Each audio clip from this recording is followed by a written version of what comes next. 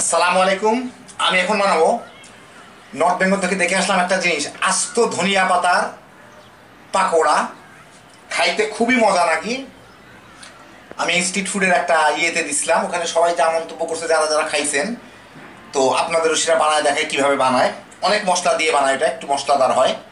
তো এই জন্য এখানে আমি বেসন নিছি 1 কাপ, স্বাদ মতো লবণ দিছি, কালি জিরা, গরম মশলার গুঁড়া, মরিচের গুঁড়া, হলুদের গুঁড়া, জিরার গুঁড়া, ধনিয়ার গুঁড়া সব 1 চা চামচ করে, লবণটা স্বাদ মতো। তো এইটা এখন একটু মিলায় পানি দিয়ে আমার ঘন একটা ব্যাটার বানাইতে হবে। এর মধ্যে কেউ ওরা কোনো খাবার সোডা টোডা এই ধরনের কিংবা বেকিং পাউডার টাউডার কিছুই দেয় না, তো আমিও কিছু দিলাম না। এটা অত ফুলা ফুলা টাইপের হয় না, বেগুনি টাইপের হয় না, কিন্তু খাইতে খুব মজা। যাই হোক, এখন পানি দিয়ে একটা ব্যাটার বানাইনি, খুব সোজা তৈরি করা।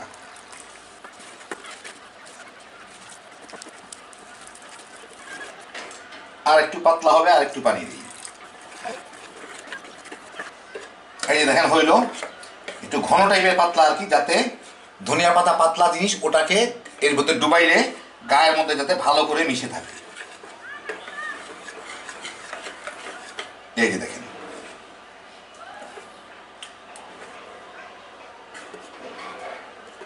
পানির মতো না আর কি, বেশ ঘন হইল। এখন আমার ভাজার পালা। এখন আমি এখানে একটা পাত্রে তেল গরম করে নিছি, মাঝারি আছে।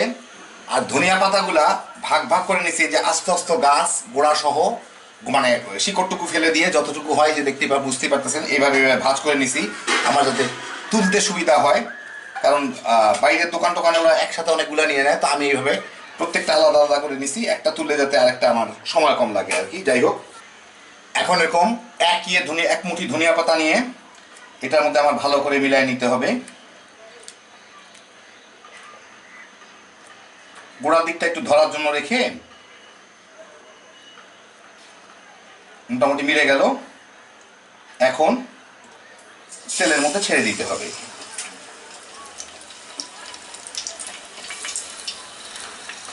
এরকম করে সবগুলাকে ভেজে নিতে হবে।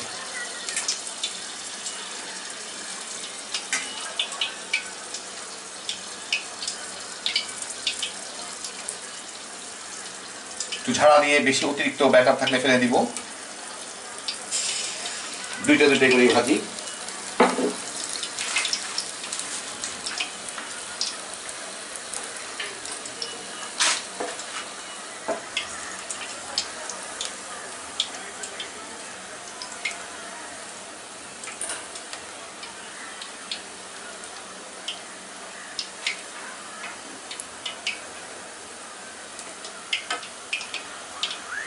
এটা আবার জায়গা কমে গেছে, একটু কমে গেল, একটু মানে ভাজার পরে আরো একটা ছেড়ে দিতে পারবো পাশে।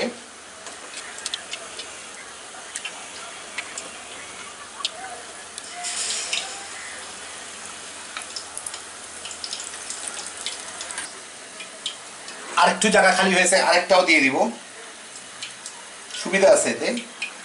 জায়গা খালি হলে একটা করে ছাড়তে থাকবে।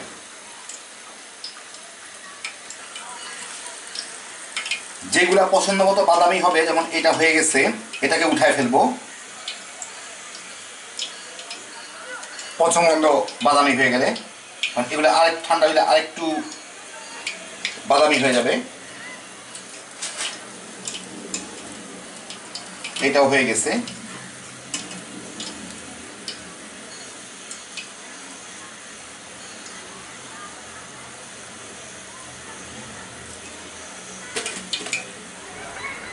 তো এই যে দেখেন হয়ে গেল আমার অনেক মজার ধনিয়া পাতার পাকোড়া, আস্ত ধনিয়া পাতার। খুবই মজা জিনিসটা। মানে ব্যাটারটার মধ্যে দেখতে পাচ্ছেন যে যে কালি জিরাটা, জিরে, অন্যান্য গরম মশলা টশলা দেওয়ায় অদ্ভুত একটা মজার স্বাদ আসে। আর আমি যেটা মনে করছিলাম, ওখানে অবশ্য খাই নাই, যখন বাইরে গিয়ে এটা দেখছিলাম, তো এখানে খেয়ে দেখলাম, মনে করছিলাম যে ধনিয়া পাতার কটকটা একটা স্বাদ আসবে, আসলে তা না। যথেষ্ট সুন্দর একটা ধনিয়া পাতার গন্ধ সহ অদ্ভুত মজার একটা জিনিস। সেই জন্যই মানুষে খালি তামা তামা করে খাইতেছে। তা আপনারাও বানাইবেন আর খাইবেন, বানাইবেন আর খাইবেন। হ্যাপি জোশের একটা আইটেম। দেন কত সহজে হয়ে যায়। এখন ধনিয়া পাতার দাম খুবই কম, 30-40 টাকা করে কেজি। তো আর দেরি করেন না, শীতকালে এটা খেয়ে দেখেন, অনেক মজার একটা জিনিস। আল্লাহ আপনাদের সবাইকে ভালো রাখুন, ইনশাল্লাহ আবার দেখা হবে। আল্লাহ হাফেজ।